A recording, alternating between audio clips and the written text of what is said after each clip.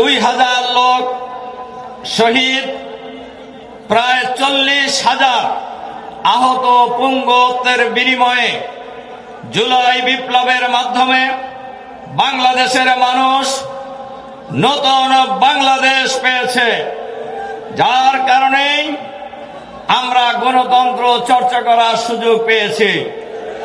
আর এর ফলশ্রুতিতেই আজকে আমাদের এই বিশাল জনসভা।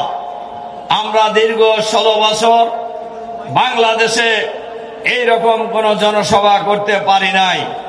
সিরাজগঞ্জ তো প্রশ্নই আসে না। আর বাংলাদেশের মানুষ দীর্ঘদিন ভোটাধিকার প্রয়োগ করার সুযোগ পায়নি।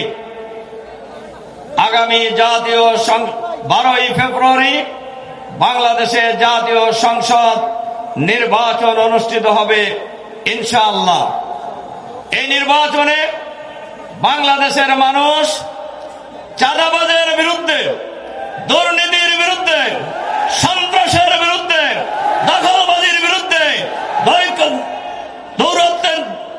দুর্বৃত্তদের বিরুদ্ধে, ভারতের আধিপত্যবাদী শক্তির বিরুদ্ধে ঐক্যবদ্ধভাবে আমরা ঐক্যবদ্ধ বাংলাদেশ গড়ার জন্য 10 দলীয় ঐক্যজোট আমরা গঠন করেছি। সুতরাং আগামীর বাংলাদেশ হবে চাঁদাবাজ মুক্ত বাংলাদেশ। আগামীর বাংলাদেশ হবে দুর্নীতি মুক্ত বাংলাদেশ। আমাদের এই দেশ স্বাধীনতা লাভের পরে 3টি দল দেশ পরিচালনা করেছে।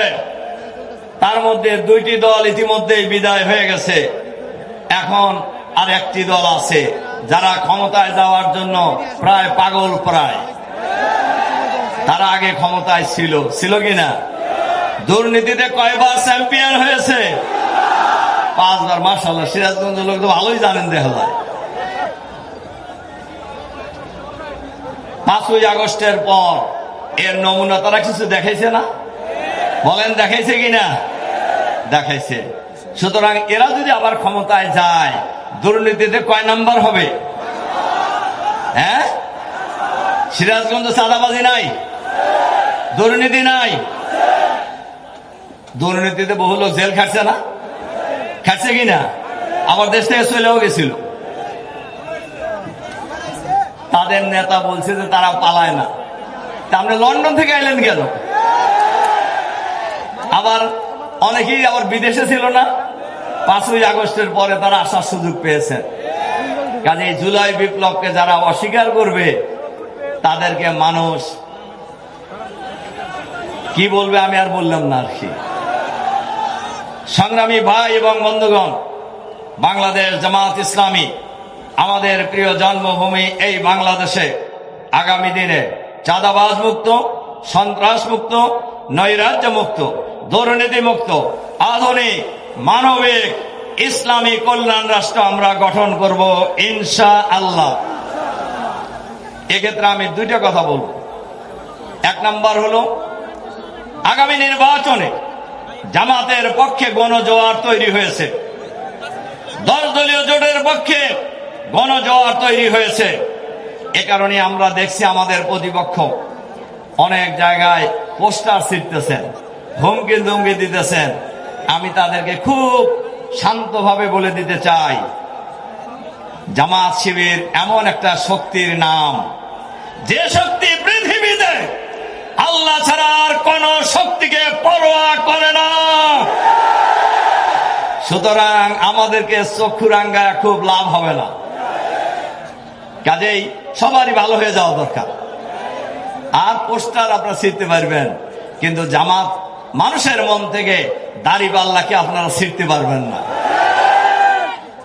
সংগ্রামী ভাই এবং বন্ধুগণ, আমরা অন্তর্বর্তীকালীন সরকারকে বলবো, নির্বাচন কমিশনকে আমরা বলবো, সরকারকে নিরপেক্ষ ভূমিকা রাখতে হবে, লেভেল প্লেইং ফিল্ড তৈরি করতে হবে, সবার জন্য সমান অধিকার নিশ্চিত করতে হবে, আইন শৃঙ্খলা পরিস্থিতির উন্নতি করতে হবে। একজন দিবেন কয়েক হাজার সিকিউরিটি, আর একজনকে কিছুই দিবেন না, এই যে হতে পারে না।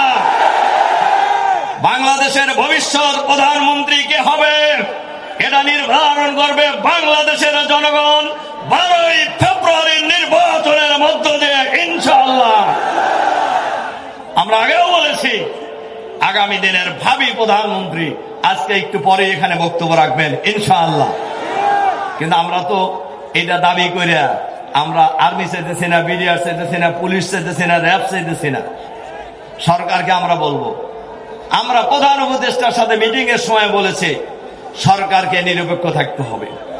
সরকার যদি কোন দলের পকেটে যায়, বাংলাদেশের জনগণ ফ্যাসিবাদকে যেভাবে মুক্ত করেছে এই সকল সরকারের বিরুদ্ধেও বাংলাদেশের মানুষ ঐক্যবদ্ধ প্রতিরোধ গড়ে তুলবে ইনশাআল্লাহ। প্রশাসনকেও আমরা বলবো আপনারা নিরপেক্ষ থাকেন, আমরা কোনো এক্সট্রা ফ্যাসিলিটি চাই না। আচরণী বিধির ব্যাপারে, আইন শৃঙ্খলার ব্যাপারে সব বিষয়ে আপনারা নিরপেক্ষ থাকবেন। আমরা অনেক জায়গায় শুনতে পাচ্ছি আওয়ামী স্টাইলে নির্বাচন করার স্বপ্ন কেউ দেখছে। আমরা পরিষ্কার ভাবে বলতে চাই বাংলাদেশের জনগণ আওয়ামী স্টাইলের কোন নির্বাচন আর বাংলাদেশের মাটিতে হইতে দেবে না ইনশাআল্লাহ।